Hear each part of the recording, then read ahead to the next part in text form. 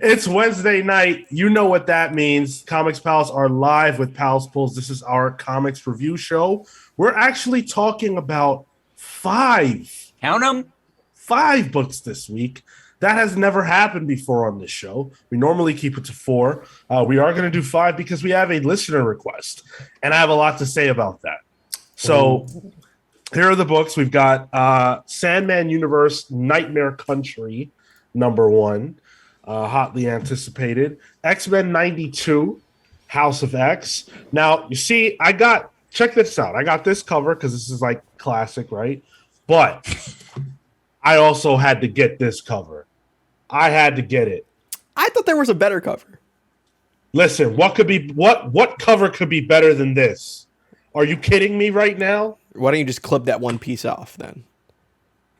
No, I mean, I'm not. It's Just an like important comic. paste it on your ceiling where you sleep. No, not at all. Important comic. King Spawn. It is. Okay. Flashpoint Beyond, #0. And a comic Yeah. An issue you don't. Go ahead. I want to hear this. No, I was going to just say I can't hold up the next one. Because it's digital. Intangible. Yeah. Goodbye, Erie. Erie is the lake that I'm near. Lake Erie. Yeah. So those are the books that we're reviewing. The last one is not a Western traditional comic book. It is a manga. So we know Sean had a lot of trouble with it. You are damn right. Oh, really? Okay. Yes. You guys will have to bear with him. He doesn't know any better. You are dead. To the right. Matt doesn't know any better, recommending us read a manga with me here. I mean, come on. Before we get started with these reviews, I do want to let you guys know how you can support the show. Make sure that you are following us and leaving us a rating and a review wherever it is that you're listening. If that is Twitch, if you are live with us now, make sure you're followed. Subscribe if you would be so kind. If you have Amazon Prime, Twitch Prime, you can throw us a free subscription. Costs you nothing, helps us out a lot. We appreciate it so much. YouTube.com/thecomicspals. Subscribe for free, like the video, share it with your friends. Helps us out a lot more than it costs you. This show's live every single Wednesday at 6 p.m. Eastern, but we actually have an announcement. Next week, we're going to be testing out Thursday. We're going to go live on Thursday next week. So Thursday at 6 p.m. Eastern, we're going to be doing Pals Pulls. Little test. We want to see if having more time to read the books before we review them will bring more of you here onto the show. If you want to make your Saturdays with the Comics Pals, you can do that by joining us live at 10:15 a.m. for the main show, the Comics Pals. What are we talking about this week? Gosh, I don't know. I feel like there was a book announced, a Rom V thing, maybe. I don't know. Ooh. Yeah. Something like that. Are we going to get into the old comic book criticism discourse too? That's always fun. Oh, that's right. Gotta. Of course. What else would we do? Everybody, if you're in comics at all, you got to talk about it, right? But we're perfect, and we're going to prove that right now by reviewing Sandman Universe, Nightmare Country #1, and doing a great job talking about the art. So this book. Oh, I see what you did there. Okay. Yeah. Yep. I got it. This book is by James Tinney, and apparently it's his baby. He stuck around, to do this book with DC. Lissandro Esterin on art, Patricio Del Pecci on colors, and Simon Boland on letters. But in the dreaming sequence, which is pages 13 through 16, we have legendary artist Yannick Paquette, who did the guest art, and Nathan Fairbairn, who did the guest colors. We've been talking about this book off and on the main show for a while. It's our first chance to review an issue of it. Was it worth the wait and the hype? No. Did you guys both just give a mediocre response at the same time without an actual what do you word? want? It's an issue 1. Like, it was fair. Fucking, it's a character from 30 years ago, and it was all back dump. It was fine. CW Gordon says ringing endorsement.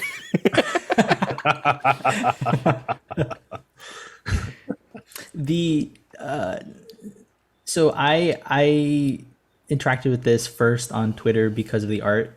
I saw the tweet and I felt for the artist. And then I read it, and I did like the art. I'll say that outright. I like the art, I like the style.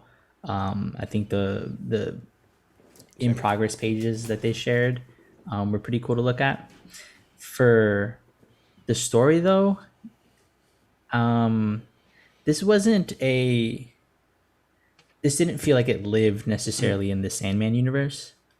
It felt very much like it wanted to, but only through mentions of either vague references to some of the original run or the usage of dreams.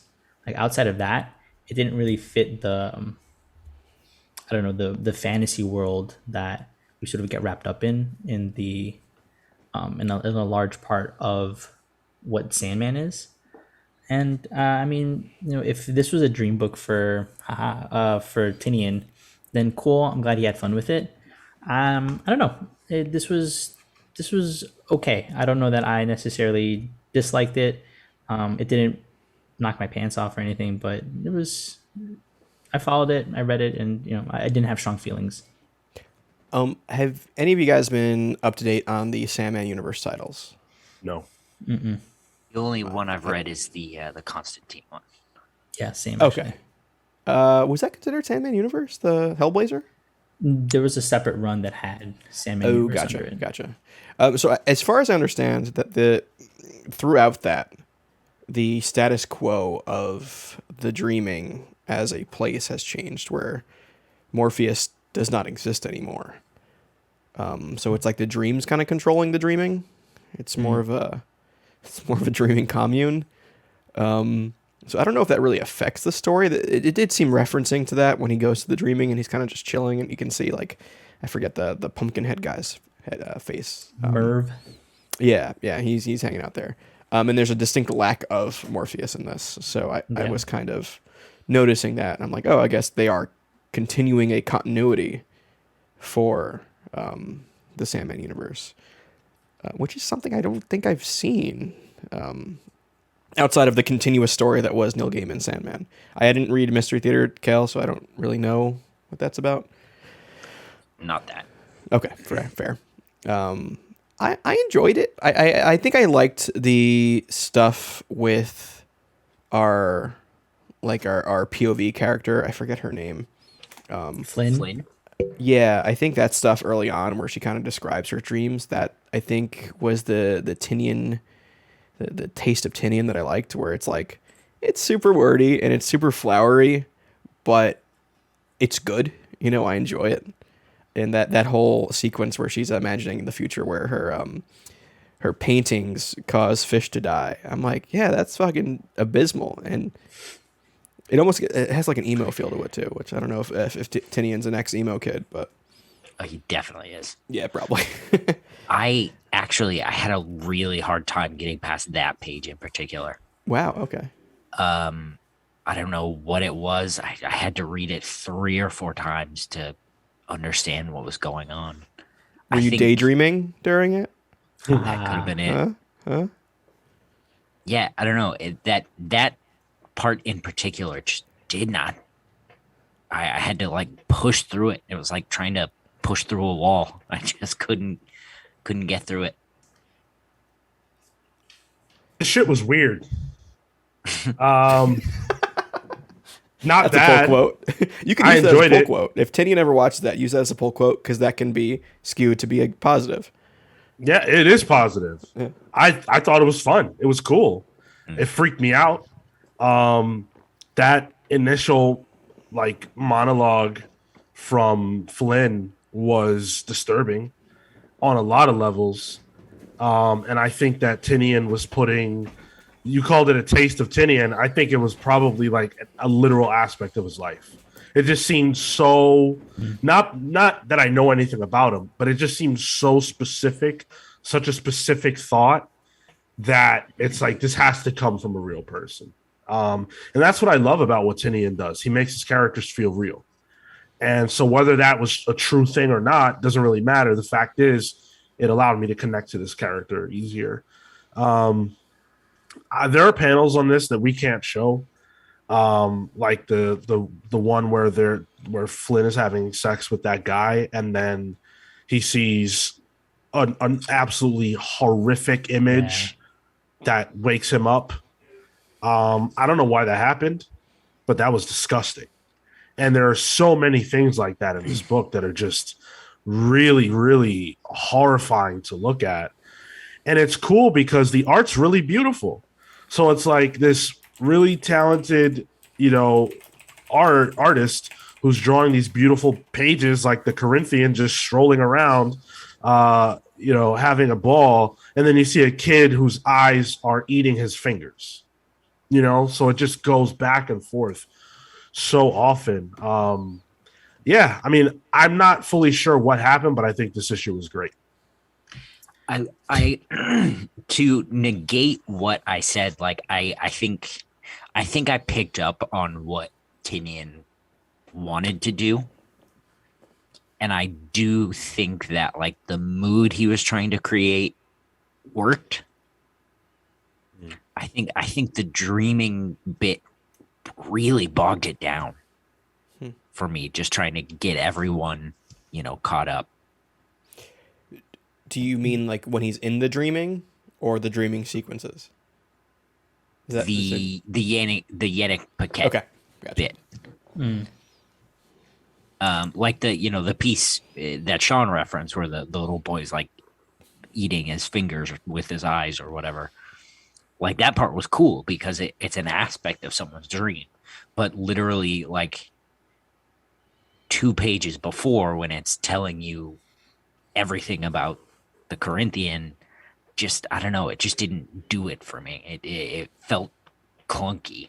I can see that. I think maybe that even just like the contrast in art, I think also can be sort of that like quick transition. I enjoyed it just because I think it goes from these murky colors, this almost feels like charcoal colored pencil kind of look, to these really clean lines, all this these a little more digital colors. And Yannick is just he's really good at form and structure, so everything feels like it's really clean, whereas in the previous panels, body parts are distorted, things are exaggerated. There's a really good contrast to it. I enjoyed that. I didn't necessarily feel that like stifling bit from the text, because it was just kind of like backstory. But for me, the art really worked as like a transition, because it goes from these again murky colors to this really bright vibrancy that I enjoyed a lot. And it's just good. By the way, I want to call out Beck915, someone I know really well, gifted Culture Junkies a sub. Culture Junkies, welcome. Thank you for joining us. Make sure you leave us a follow and hope you enjoy the rest of the show. We're currently reviewing Sandman Universe Nightmare Country. So this book, Marco mentioned that it doesn't really feel like Sandman, and it actually reminds me a lot of the issue in Sandman that we read where there's like this convention for serial killers. Yep.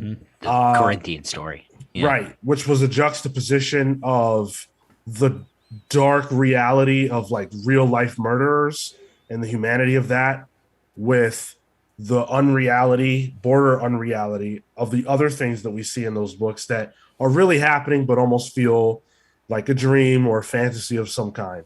I think this issue nailed that towing of the line really well. I wasn't always sure when something was really happening or not, and I like being in that space because I'm assuming that Tinian, someone of his craft, that's a piece of the story. And so I'm hooked. Part of it is the creative team, because I think everyone involved did such a great job, but also it's the fact that this feels right so far. I'm not fully, I don't fully get it, but it feels right. So I'm in.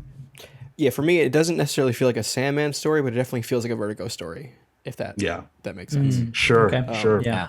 I do have a question, and maybe it's a bit of a tangent.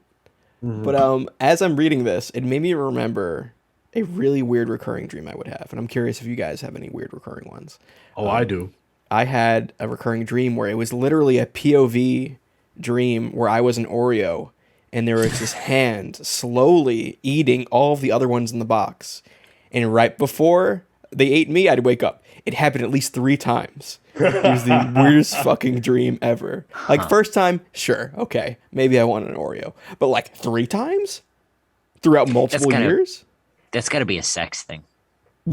Okay, all right, Freud. Wow. You love your mother. I can't help that. I almost feel like we shouldn't answer that, and we should save that for another thing. Like we should tell. Fair. I'll just throw mine out there. I know what you're talking about, though. I suck at stepping in. Yeah. Interesting. For recurring dreams, you don't want to save something spicier for that thing. We did already something a little spicy for that thing because I have more recurring dreams. I have a lot of recurring dreams. So I have a lot of weird recurring dreams, dude. So I mean, let's give the people a taste.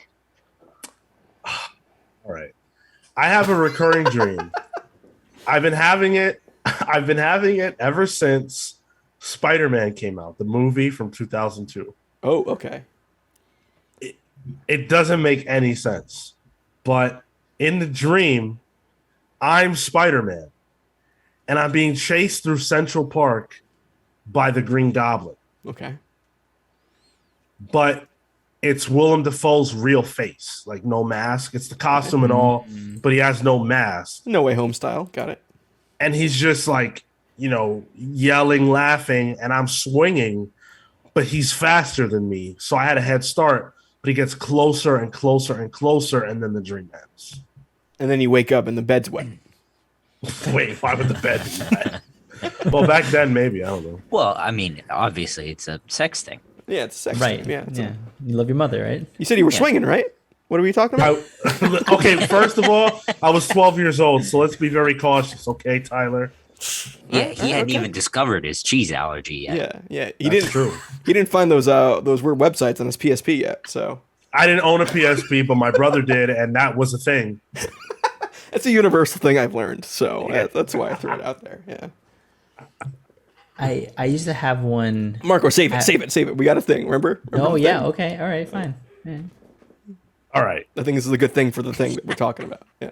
Murphy says he was going to give you that green slobbin. Yo, I got the green slobbin once.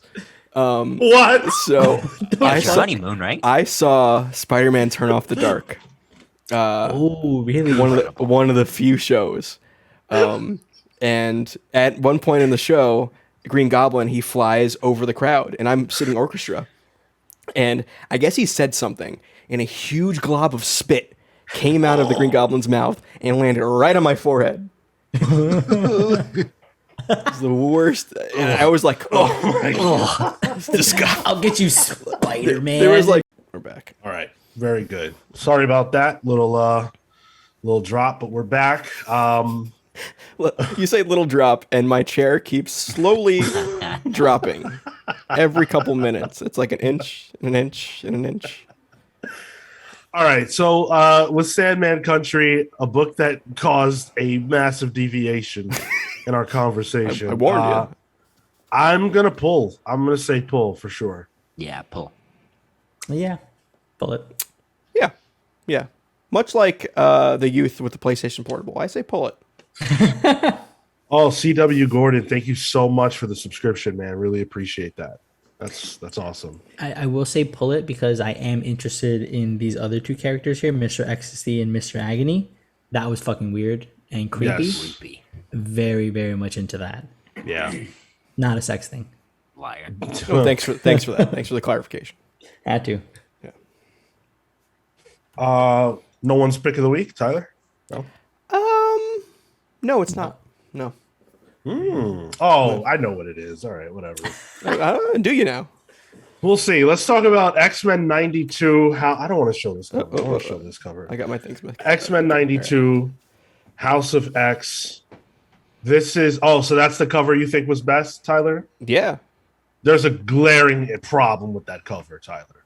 Can we talk about what it is? Do you know what it is? quote unquote problem. I mean, there's no Jean Grey, but That's the problem. That cover is unpurchasable. it's got so- Rogue front and center though. So Unpurchasable.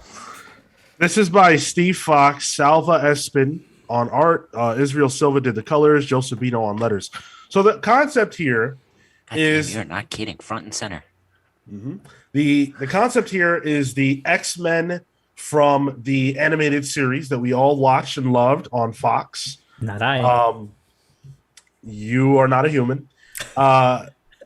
Basically, Marvel has allowed those characters in that world to live on through the X-Men 92 miniseries that they regularly put out. This one is a continuation of that idea, putting them in the House of X, putting the House of X in the X-Men 92 era. I had concerns because there are so many characters that they obviously can't use unless they're willing to, just introduce a bunch of characters that weren't on that show. And I just wondered how they would pull it off.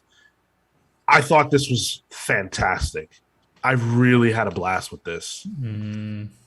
I really did. Really? Yeah. I really liked this. okay, so Boy. I really enjoyed it too, but I thought it was a bit cookie cutter. Like, Oh, it yeah. wasn't, it wasn't like my pick of the week or anything like that, but I enjoyed it. It was stupid. It was a lot of fun. It was it was very dumbed down fun that I feel like we've also seen. And for that reason, I was like, oh, are they revamping a Hickman issue, but just in this style? Obviously, they've changed some things, but I'm like, I didn't want that. I didn't understand how this was going to sort of fit in. I didn't know it was going to be with Krakoa. I didn't know it was going to have the this aesthetic for like the across the board. And I don't know. I was not big a fan. I can see people having fun with it. This probably just wasn't for me. You don't like X-Men 92, right? I've barely seen it. Okay. It's fine. Okay. Yeah, this isn't down Kale's alley. I could tell. I didn't like this one bit. Not one. This had me re-examining like the relationship between like adaptations in comics and like animation and like why they work and don't work. And I don't like this one bit. So, you go ahead, Tyler. You haven't spoken yet. So I just to preface it, I do really enjoy the X-Men animated TV show. I literally, for most of my life, I used to sleep on like X-Men bed sheets.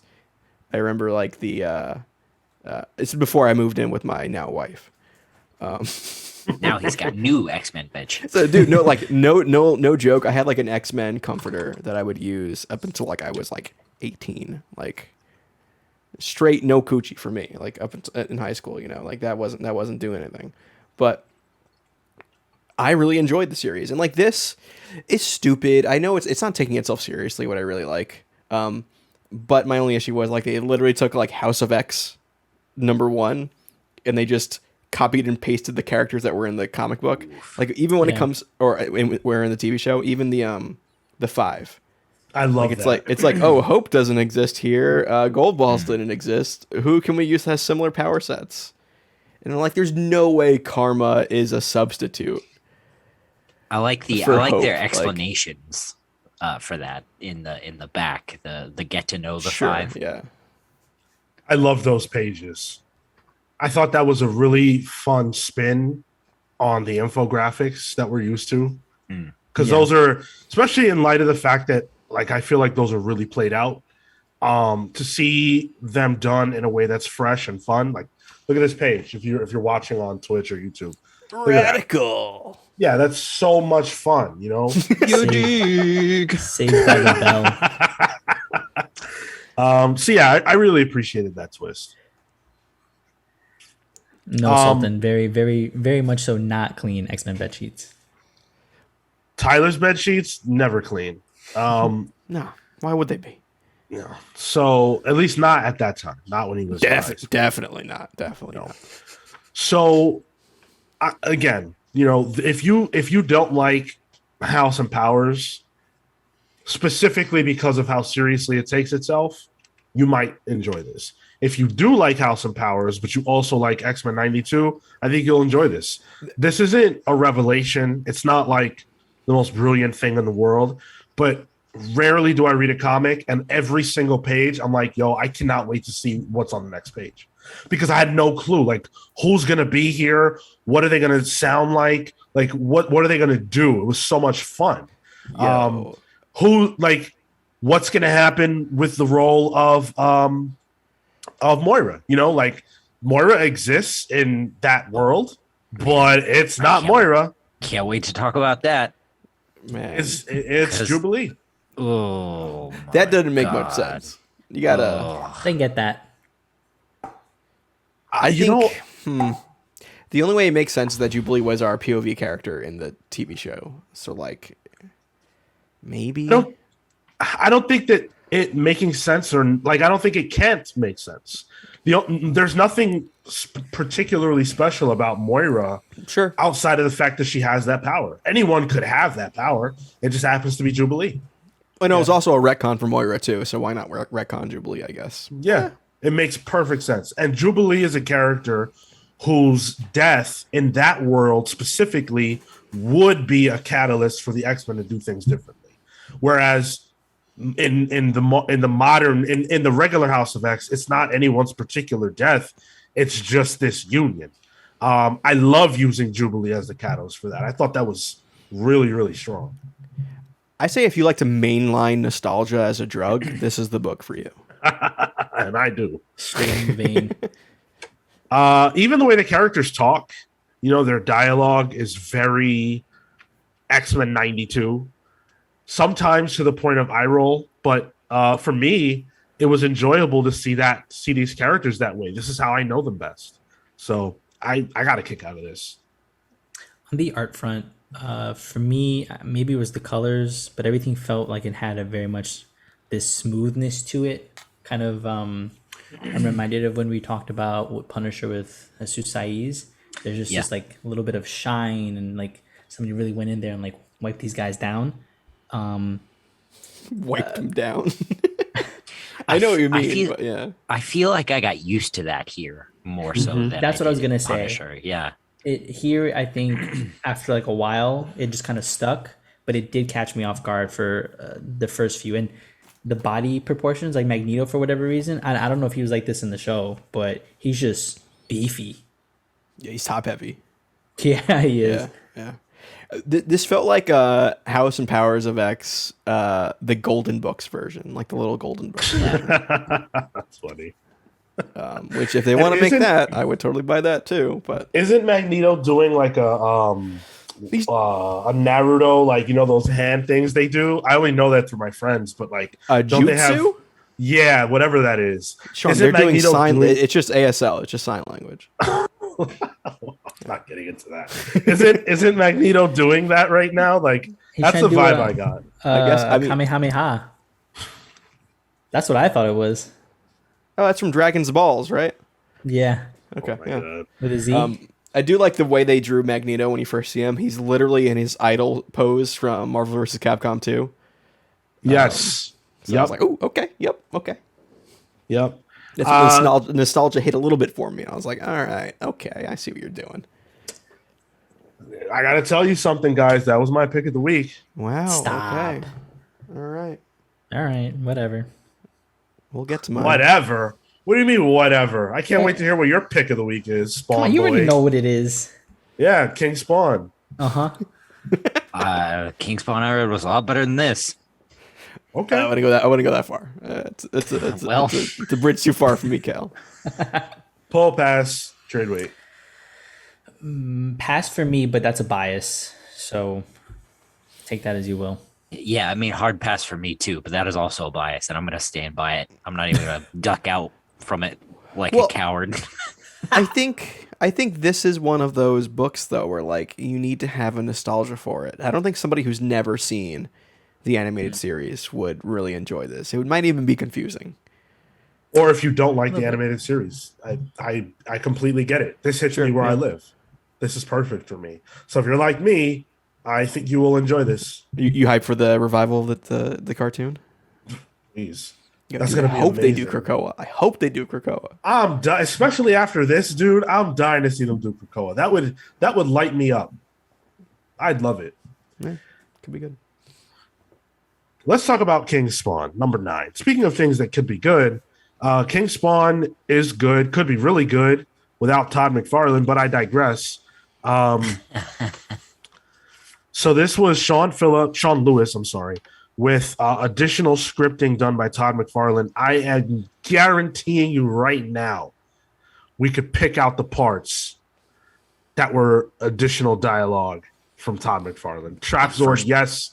King Spawn. Are you Trapzord? Are you a Spawn fan?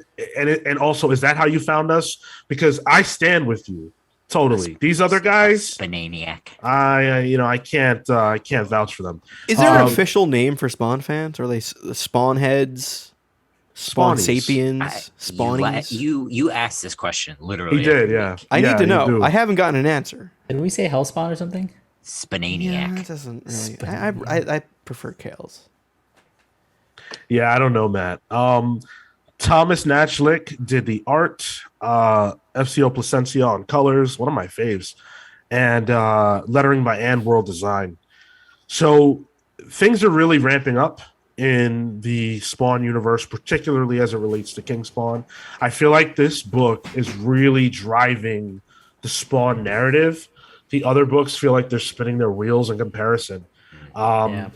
This is where I feel like, okay, stuff is about to go down. And stuff may well have gone down in this issue as Spawn comes to face with Gaia, which we haven't seen Gaia yet, at least since we started. I'm sure she's appeared before. Obviously, through syntax, I get that she's appeared before, but for us, we haven't seen her. So that was a really cool moment.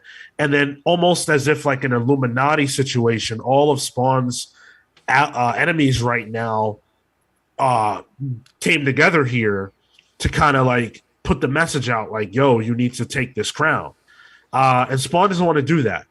It's Gaia's words and her plan that kind of push him towards the point where it looks like he's going to do it. And we don't know what that looks like. So I'm really excited. I think the prospects there are cool.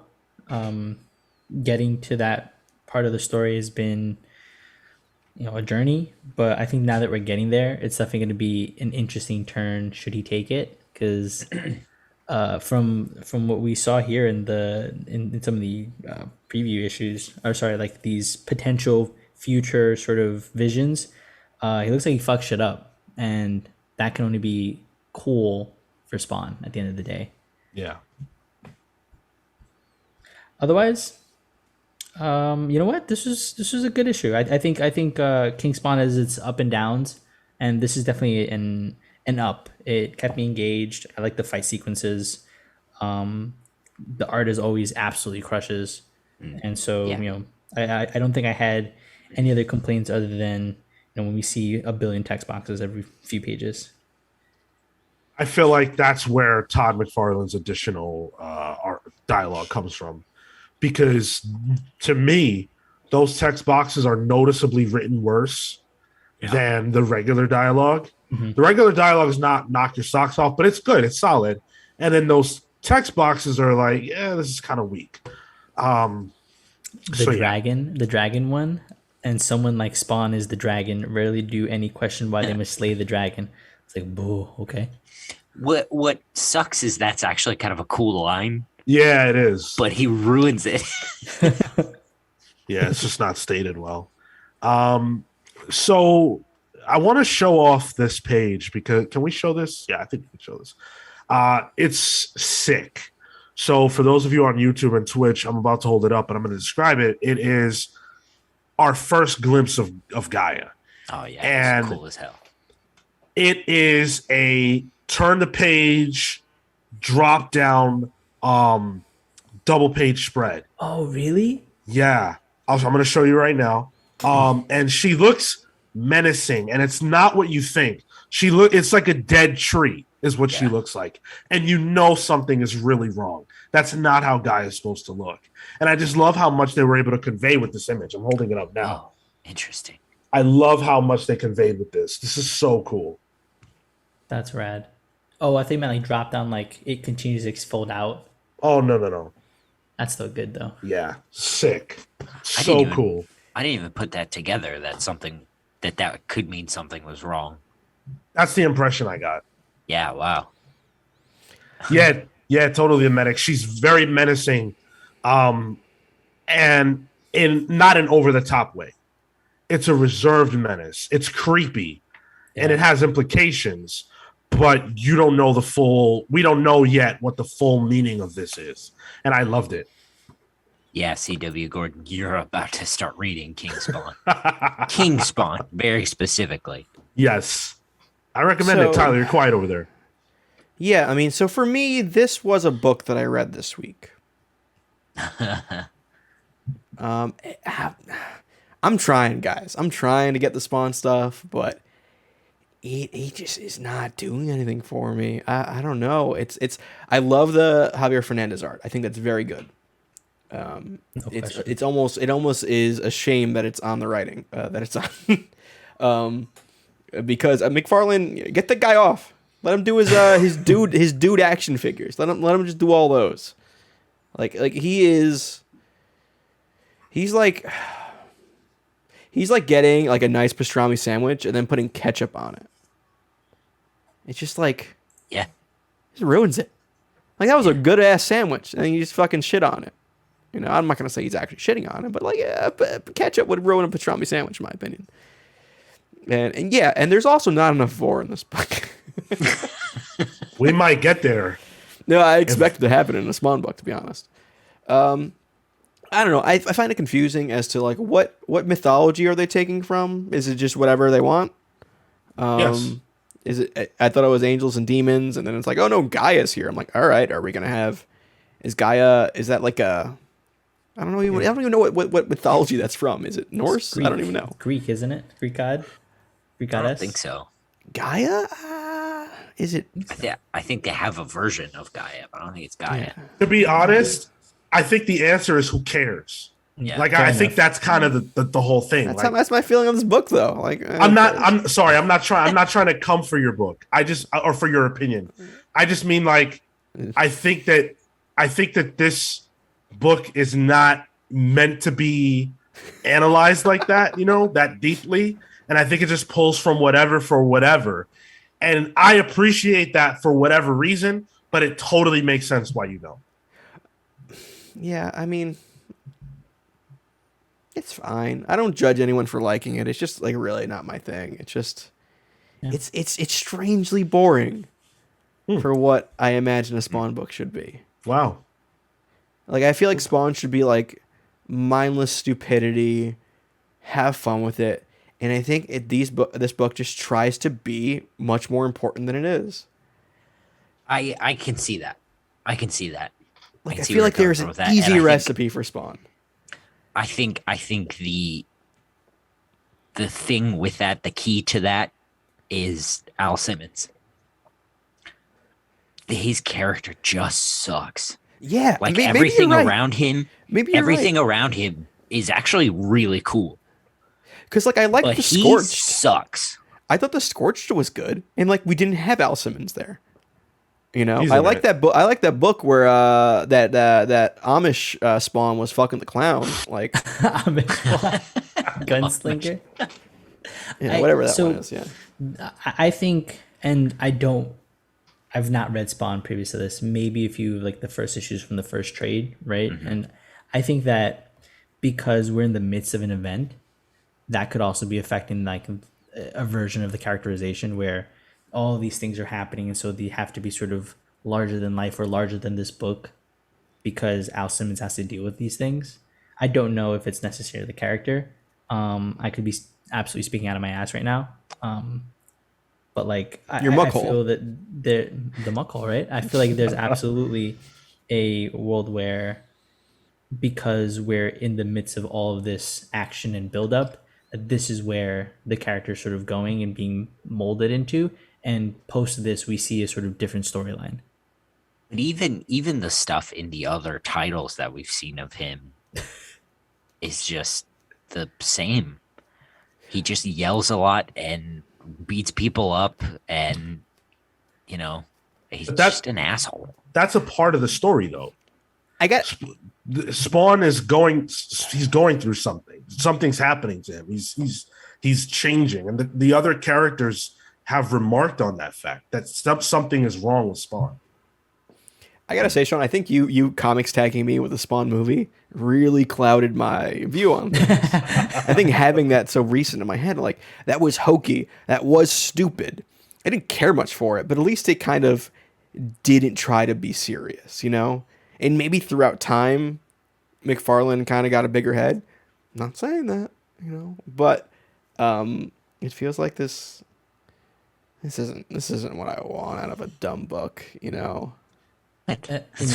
In response to my comment, Matt says, "No, bro, it's always this mid." All right, fair enough. Maybe it'll change. Pull it. If you're a Spawny, pull it. If my Yeah, I said description pull of the book appeals to you, pull it. Yeah, pull it. Pull it. It's fun. I don't know. It's fun. I would not pull it. I would pass. What? That's the wording we're using, right? Pull and pass. Yeah, I'm gonna say pass on that one. Okay. Let's talk about Flashpoint Beyond Zero. Boy. So Hate zero as an issue. Just let me start from there. That is stupid. Jeff Johns wrote this. Eduardo Riso on art. Trish Mulville did the colors. Rob Lay on letters. Yeah. So this is a follow-up to Flashpoint, but it's also a follow-up to Doomsday Clock and a bunch of other stuff. Like a lot of other stuff. Justice League Incarnate too makes direct references to that. Yeah. And that, what was that weekly book we were following for a while, or bi-weekly, the one with the rabbit? Looney Infinite Tunes. Frontier. Oh yeah, that one. Yeah. Thank you. Yeah. Looney Tunes. So I'm going to explain my feelings about this book by showing you guys one page. All right. So it's this page that I'm holding up now, which basically just features a conversation between Thomas Wayne, who in this world is Batman because his son died and was killed. Martha Wayne was shot as well, but she becomes the Joker. Or she wasn't shot. They shot their son. She becomes a Joker. And Two-Face, well, he's not Two-Face. He's just Harvey. His wife, Gilda's in prison. Now, the reason why this page that I'm holding up is a microcosm of how I felt about this book is because I had to read this page twice because there were too many names, too many references to relationships, couldn't tell you who was who. There was just so much going on the page that I was lost. And it was human characters having a human conversation. This book doesn't breathe. It's all over the place. I found it somewhat hard to follow, and I've read pretty much everything that it references. And I don't think that Jeff Johns' talent for taking big concepts and making them relatable and something that you can find yourself in was on display here. I think he's otherwise good at that. I think Doomsday Clock is a good example of that. I did not feel that here. I like the second half a lot more than the first. Basically from when Thomas goes and kidnaps the Flash. Yeah. But everything else I could leave. So for me, Marco, you want to go ahead? I was just gonna say the only characters that I actually recognized were Mime and Marionette. Those are the only. That's the only ground that I had to stand on out of all of this. Never read Flashpoint, none of the Incarnate stuff. Everything else I was lost. Yeah, there's a lot of homework I think needed for this. It's like you have to read Jeff Johns' entire I want to say discography, whatever the yeah, you got to read all the Jeff Johns, the bibliography of it. Yeah. So for me, Eduardo Riso is one of my favorite artists. So put him on a book, and I will read that book no matter what, and it automatically gets plus points for me. I've typically liked Johns, but the mime and marionette stuff and the direct references to Dr. Manhattan with the watch Yeah. don't matter and make no sense in this. It almost seems masturbatory. It's like, I remember when I did Doomsday Clock and everyone loved me. But the bringing us back to that world of Flashpoint where it hasn't been fixed and Thomas Wayne tries to do like a crash course to fix everything that happened throughout the entirety of Flashpoint. I actually kind of had fun with that. It was like, oh yeah, I know how to fix this. I fixed this the first time, and it fucks up royally. I think that's fun. I think Thomas Wayne as a character is compelling. I think I've read everything that this version of Thomas Wayne has been in. Really, it would have been Flashpoint, Tom King's Batman, both of the most recent Justice League stories, and this. So I guess I have knowledge for it and I enjoy it. I like how he plays as Batman, and I like how there is a multiversal father-son dynamic between Bruce and Thomas that we kind of get in this as well. It's almost like a dad trying to come home to his son in a weird fucked up way, which I enjoyed. I don't know why this exists though. It doesn't seem to have a reason. It almost feels like when you give like when the CEO has like a special project that nobody really cares about. But it just exists. I don't know. Distinct lack of Cyborg in this book too. I don't know what that's about, but Big shock. Yeah. Yeah. Did you see they only showed like the machine parts of Cyborg? oh wait, really? Was he even in this? Yeah. I didn't even notice. I'll see if I can find it.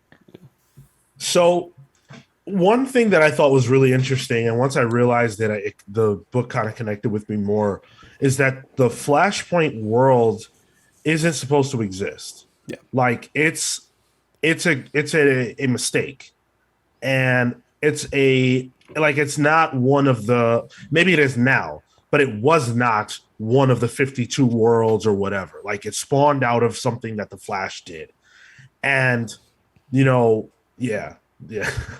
Kale's holding it up. There.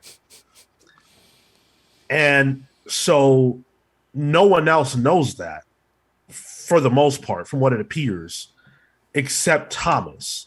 And so he's living through the pain of knowing that this is all a mistake and that his pain is just a mistake and none of this should be happening. I was able to connect with the character a little more through that realization.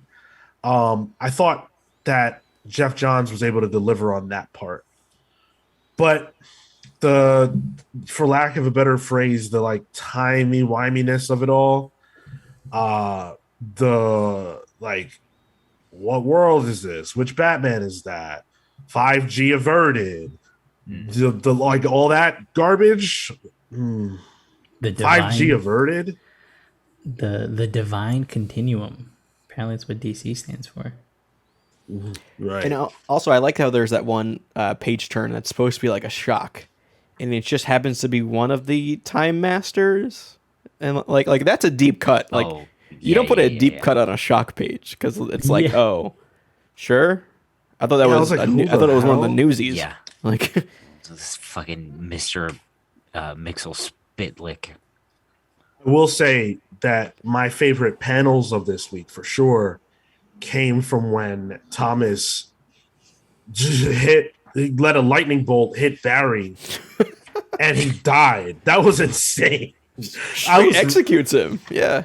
I was reading that and I was like, oh man, it'd be really wild if he just killed him right now. Like that's messed up. And then that's exactly what happened. Obviously that wasn't his intention, but boy, was that nuts. And then during the explosion, I thought that, Harvey's child would die, and that's how he'd become Two-Face.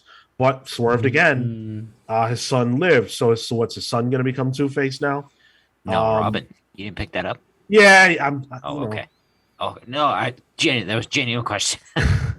So, yeah. I think this will probably get good, but I don't think that this was, on the whole, something that I was pleased with. I think there's good here, though. Isn't it only 2 issues or something? I'm not sure. I'm not sure how long this is going to Well, be. it says Flashpoint Beyond is going to be 6 issues starting in April. There you go. Oh, okay. So then what? Technically 7 because it'll go from 0 to 6. Yeah. Yeah. So that's an event. Yeah. Mini event here. I think what it does do is I'm assuming if I had more of this background knowledge, I'd probably be more grounded in this world, and I would have liked it that much more. But this was good otherwise. This was fun for me. I think to your point, Sean, it carries itself towards the back half without needing to know all this like exposition necessarily. Once you ground yourself in the story, you can follow and you can relate to Thomas, and I think that's absolutely acceptable for an issue like this, and for someone who doesn't have that kind of knowledge, it makes it that much easier to be like, okay, I can grab onto this and just sort of get tossed around wherever I need to be. I don't know if you guys noticed, but the colors were sometimes off on different pages. Riso would do, for example, in epilogue 1, and I don't know if there was a different artist who did epilogue 2, but there's these almost textures that make things look like oil on canvas or like watercolor, but then in some instances it's all flat colors. That caught me off guard every so often when I'd realize I'd be turning a page, and all of a sudden the colors would be flat in like a different style and kind of contrast with the Riso style. But otherwise, really good stuff. I don't know that I've seen Riso on anything else, but I enjoyed that. Oh, dude, you got to check out Darkest Night by Paul Dini and Eduardo Riso. It's literally like a biography of Paul Dini as he was writing Batman the Animated Series. Is that the one where he gets mugged? Yeah. It's stuck with me for years, and like the Riso art is so good and depressing in that. Like I think it's right down your alley too. So yeah. Okay, cool. This is event level art. For me, I feel an event most when the artist, is like a heavy hitter and they bring it. If the art doesn't feel epic, if it doesn't have that scale and scope, it's harder for me to get with it. This feels like an event level art. It reminds me, not in style at all, but it reminds me of Final Crisis. I say that to create a link between the events. Final Crisis looked like an event, just like this does, just like Heroes in Crisis did, even though that wasn't good. So I love the art for that. It feels, big and widescreen, and the moments that are supposed to matter, they matter. They look great. So Marco, I was looking at the book to see what you were mentioning with like the way it was colored. Mm-hmm. I think that might be a plus because it's colored differently depending on which universe you're in. Oh, are those different universes? Yeah. So the actual like Bruce Wayne Batman, that's where it's much flatter, and I guess much more comic bookier. Whereas the Flashpoint universe, it's a little more noir painterly too. So didn't notice that before, but I guess that's a plus for me. Interesting. Okay. It looks like. Sorry, go ahead. Just because there's the one scene where you have the Thomas holding Bruce, and that one's flat against his sort of clouded colors. That's the only instance. So that's why when I saw that page, I got sort of confused. This was page 34. That was like, oh, it's weird that they're like intermingling these things, and kind of confused by that. But that makes sense now. Pull it. Yeah, I'd say pull it. If you're initiated, I wouldn't buy this if you don't know anything about Thomas or Flashpoint or what we just talked about. Like, unless you have a resource that's going to help you understand these relationships, because that page that I highlighted, like, I can't see how that would make any sense at all to someone who has no connection to this. It was just crazy, like just name, relationship. It was all over the place. So if you know those things and you can get with that, pull it. I'm sure it'll be great. I'm with Pass you. for me. Pass, yeah. Yeah, pull. All right. Well, now we get to our listener submission. I think is this the first one we've done? I'm not sure. Manga? Spawn count? No, of anything. Spawn? No, I think that was deliberate. I think this is the first one that we weren't already planning for. Right. Yeah. So this is Goodbye Erie, or Eri rather. Who's the creative on this? Let me see. So this is Tatsuki Fujimoto. Tatsuki Fujimoto. Okay. He does Chainsaw Man. He did a Look Back, I think, last year, right? And Which is Look one of your Back as well, yeah. one of your books of the year, if I remember correctly. Yep. Absolutely. Now it's a manga, and you guys Pronounced know manga. I was gonna let him go uh, for it. Yeah. You guys know I don't know nothing about no manga, so I struggled mightily to read this comic or this manga. In the first 20 pages, maybe, I was like, whoa, like I can't even keep up with this. This is nuts. Maybe 20 is an exaggeration. Maybe it was more like 10. It's probably I mean, it's a 200-page book, so Yeah, off Like, the pace alone, yeah. and even yeah, but even like trying to do that, like I don't know if it's your first time, but like not having a ton of experience, it's not easy. Mhm. So Sean, especially was it- coming off of regular, the way we read English comics, like that shift ain't easy. Bring out a switch. I think I've read. A Sorry. question, Sean. Was it Yeah. an issue with the content or the format that was you're having an issue with? Definitely the format. I've read manga. I'll stop naming. I've read manga before, and every time I do it, I always forget how it works. So, Yeah. I struggled with that. And then I struggled with some of the dialogue because it's an interpretation of, Yeah. and so that threw me off because it was like, this doesn't really work. This isn't right. This isn't proper English. But the story was really, really, really good. Yes, dude. Yeah. Really good. Excellent. Yeah. Bro, I cried. I shit you not 3 times, like full on wept. Wow. Okay, that's a whole nother topic. I don't cry for media, and like Matt's the same way. Where like he gets super emotional and stuff like that.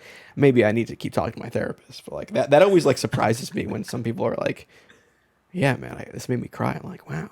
Like I've never been affected by a comic book like that, and I'm almost jealous that that's the case. But Almost. no, Tyler, I don't think you cried much. I don't cry. He cries when it counts. I'll give him that. And there's Yeah. a photo album from his wedding that proves that. Oh God, I was fucking Aw. bawling. I was bawling during that. Yeah. Yeah. How do I put this? This was my pick of the week. Nice. I Same. made sure I read it first for your issue, Sean. I did not want to have to go back and forth between something. So there was strategic reading for me. And I'll be honest, I tried swiping the wrong direction when I first started in the Shonen Jump app. Same. But no, Matt, you did not get me to cry. I did not cry from this actually. Marvel cried. There were some points of it though that like really like shocked me. Yeah. Like the whole storytelling device that this is a guy or a kid really recording video through a cell phone. Yeah, it's a cell phone. And using that as the mechanism to tell almost his life story from like little kid to high schooler, and then even further towards the end, even though that's a little more truncated at that time frame. It was a really good device because we don't ever really see our main character. It's literally his point of view throughout all of it, which is something I don't think I've ever read in a comic book, let alone a manga. That was interesting. It almost was like a cheap way of putting me in his shoes. I don't mean cheap as a negative, but like it was the storytelling device rather than the actual text is what put me in his shoes. Because I'm literally seeing it from his height as a kid, from his perspective. I think the parts where it's like him moving and there's like a real like kineticism to the screen, like a blur, were really interesting because this is video that he's recording. And how do you convey that through static images in a comic book, which is hard to do. And somehow he pulls it off in this. I don't know how that was even possible, to be honest. I was honestly surprised that was a thing that somebody chose as a, I don't know, some kind of hurdle to get through, because like that was nuts that worked. But I mean, spoiler. Do I have a spoiler alert thing working here? Yeah, spoiler alert. The page turn. If you want to talk about a good fucking page turn, when we get a page turn to what his mom actually said on her deathbed. Man, okay. Oh. Okay. Yo. Can I stop you here Yeah. to tell you my experience with this book? Yes. Before we get to the content, yeah. So I sat down to read this book 3 times. And god damned if I didn't get to the exact point you're talking about. And I got called in to work. Oh man. I read that page. I got to that page. And I got the call and I was like,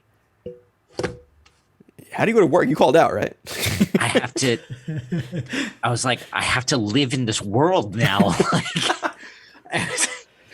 And then so I had to get back into it to finish it today.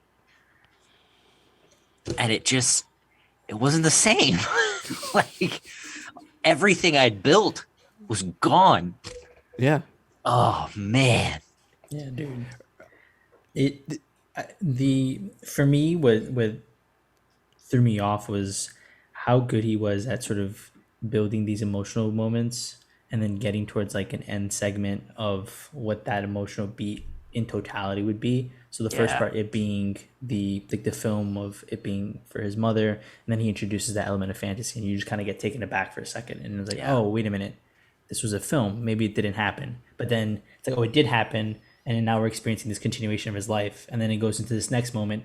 Then there's this other element of fantasy, and all of a sudden that takes you back, and you're just like, wait, did that happen? Oh, it did, and I kept getting like pushed and pulled in that, and that really I think affected me for. Because every time that happened, you had to recontextualize what you had just seen. Mm-hmm.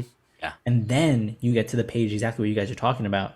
You have to recontextualize everything that you saw before and then use that counter to how Aerie wanted to be captured, how she was being captured, then how she was being captured moving forward after that point, where it turns out she's also terminally ill. That was just excellent story crafting from Fujimoto here. It was just incredible. I think that. Sorry, go ahead. I was gonna say you get swerved like a dozen times in this book. Yeah. Where like I felt like I got my ankles broken on like the basketball court. Is that what people say? I don't know. This is a sport reference. I'm trying to get away from the food references, but like by the end of the book, I'm like, yo, my ankles hurt. Like there's just so many times throughout it. And I think this is what Fujimoto does in Chainsaw Man. Despite it being like a horror shonen superhero manga, he will build something up for an arc that will absolutely rip at your heartstrings, and then as it's ripping at your heartstrings, it pulls and your heart is shredded, and it just drops you. Man, this guy might be my favorite creator. Did you like this more than? Cal, I was gonna say, did you like this more than his previous two things? My experience with this was so ruined. Fair. That I don't think I can judge it. I think I liked Look Back better. I'm gonna read that now. I think I'm definitely gonna check very it out. good. Yeah. They released it physical copy. Oh, really? In English, yeah. So it should be coming out soon. Yeah. That I'd be interested in. I mean, the text of it all with him, building up this image and then doing an explosion at the end. It's mimicked in how you feel throughout the book. It's like, what's going on, and then bam, explosion. The whole thing is gone. And him kind of mimicking what's in the text and then having that reflect the actual feeling of the reader from what they're reading. Dude, it's really fucking damn good. Yeah.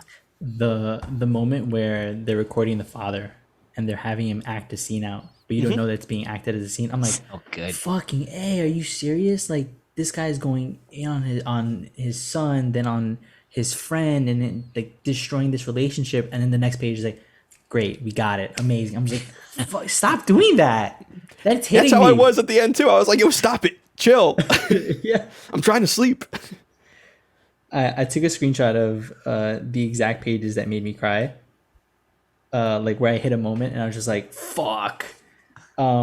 It's in particular when the recording of Aries moves away from being about the movie and about her sort of dictating to him, and it just becomes moments that he wants to capture. I'm gonna try this thing now. Like moments that he just wants to capture with Yeah. Oh, it worked. it's just nice wholesome moments where he's trying to Yeah. do the best that he can with her memory.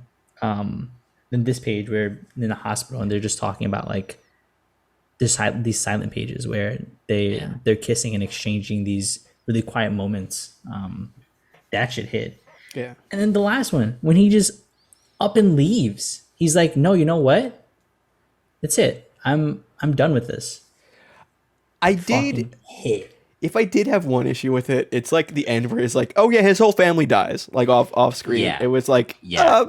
that's a little trauma porny, you know. But Well, but that part also, like, it made me go, is that the fantasy part of the film? I guess, yeah, you don't know what the fuck's going on by the end of it. Yeah, yeah.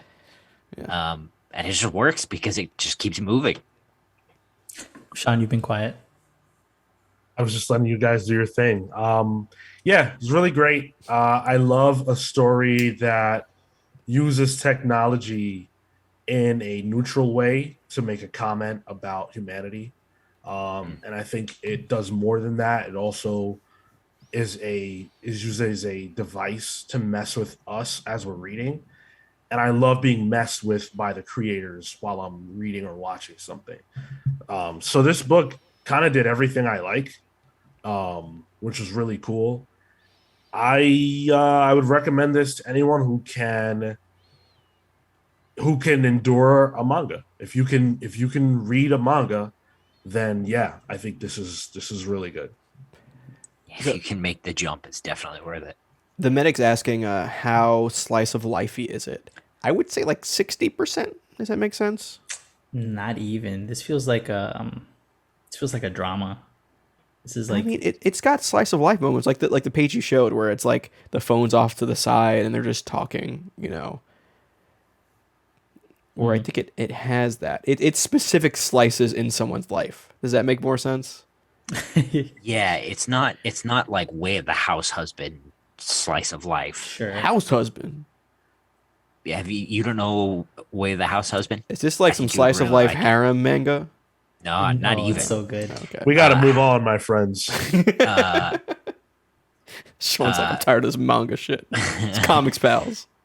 But I would almost say it's not a slice of life at all. It's a story about a regular person. Fair. Yeah, cool. It's free for the next 7 days on Shonen Jump. Yeah, Pull it, download it. Absolutely. Absolutely. All right. So thanks to Matt for that recommendation. If you guys Manga want Mates. to, Upcoming?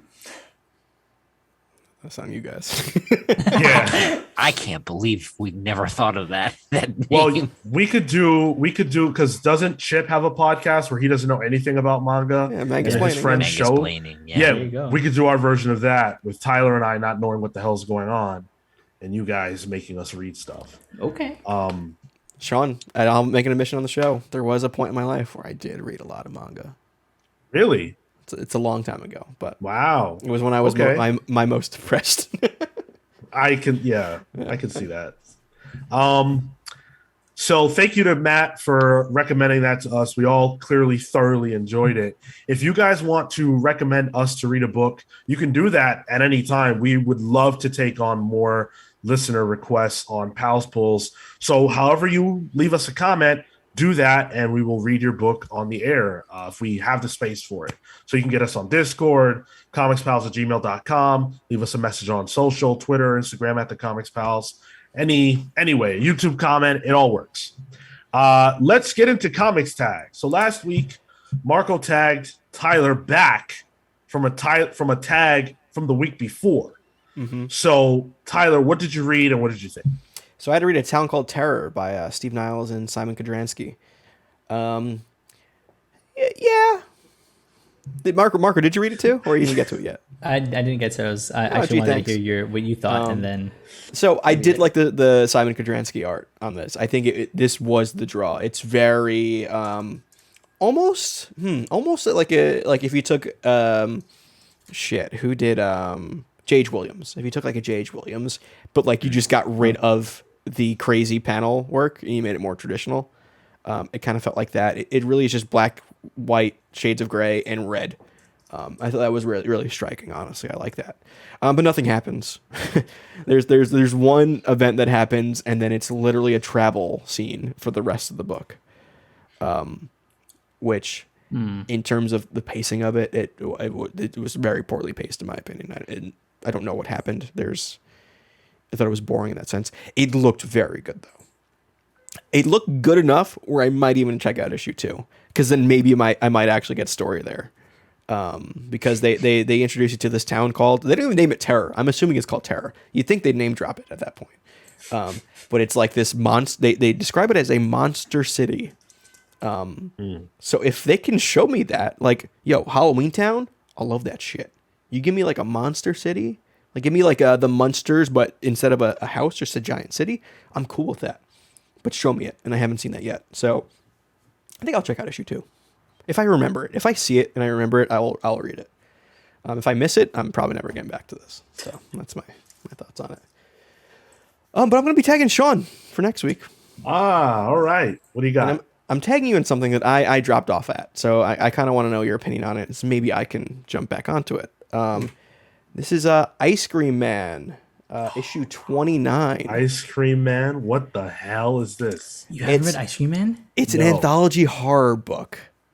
But it's all the same team. And there's like this Ice Cream Man that kind of is throughout it. And he's kind of like almost like the host. It's almost like a Crypt Keeper-y thing, but he kind of interacts in the story as well. If like the Crypt Keeper had what's his face? Hitchcock cameos in a way. Interesting. I've read the first trade and a half. It is very good. It is weird. It is creepy. And it can be trippy at points. But there was this one issue that I really liked. It was about clowns that was drawn by the guy who did Vision. I'm blanking on a name. Gabriel Walto. I believe so. I believe that was Ice Cream Man. Yeah, Or no, that's what it is. Yeah. Yeah, that might have been that clown anthology written by the same guy. haha. Yeah. I think of. Yeah, it's written by the same guy though. But I do want to know your opinion on this so I can see if I should hop back on. And so then the next issue comes out this upcoming week. It comes out next week. Yep. All right, cool, done deal. I will read this. Cool. Thank you. Let's have some pals pulls. Yes, take it away. So I am pulling The Secret History of the War on Weed by Jerry Duggan, Brian Posehn, and Scott Koblish. This is a dramatic, action-packed historical fiction of the United States war on weed. It's the team from Deadpool that did Deadpool originally. Do you think Jerry Duggan be chiefing? Oh, no. I mean, I know for a fact that Brian Posehn do be. Yeah. Doobie Doobin. Doobie Doobin. There you go. But I don't even know if it's listed as number 1. But I don't know if it's like an ongoing or not. It might just be a one shot. I don't know. I really enjoyed that team on Deadpool when Deadpool kind of relaunched. I think it was like Marvel Now or whatever. It was like Dead Abraham Lincoln was like one of the side characters. But I thought that was a fun run. I think that's the only Deadpool I've read.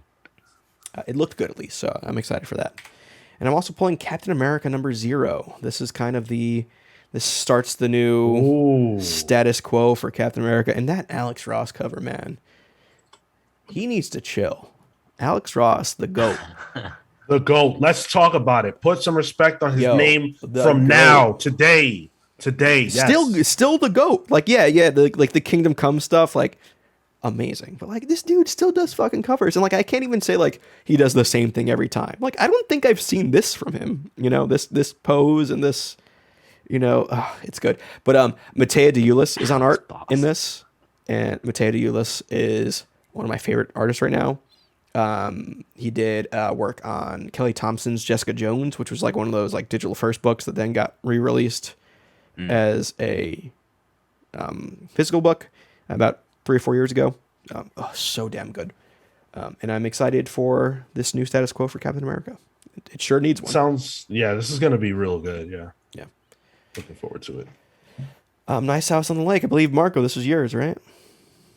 Yeah, mine And Kel, I believe, yeah. Yeah. I love this book. It's a lot of fun. I think the mystery involved has been really engaging, and I'm ready to see where he sort of takes this story because it's been a ride, and definitely looking for the conclusion. It's building up to something. And you also picked The Collector Unit 731. What the hell is this? I don't know, actually. It's a Dark Horse book. It's a from what I read of the synopsis. A man can go by many names, and when someone has been around as long as Michael, he can gain more than just a few aliases. Now he's Michael Smith, but back in the 1940s, he went by James. When the obituary for John, who Michael met during World War II, comes up in the paper, Michael finds himself reflecting on the lifetime he left behind and the horrors and experimentation he, John, and others endured in their infamous Manchuria-based Japanese facility known as Unit 731. I like wartime comics, so you know what? I'm gonna pick this up. Man, that is a whole lot of premise. It is a lot, yeah. Yeah. Unsurprisingly, Sean, you had The Vampire Slayer #1. Yeah, so this is a sort of like relaunch, not relaunch, but like a new direction for the Buffyverse of comics from Boom. This is by Sarah Gailey. She's writing it. They're writing it. Irene Flores is doing the art. And then Goni Montes on the colors.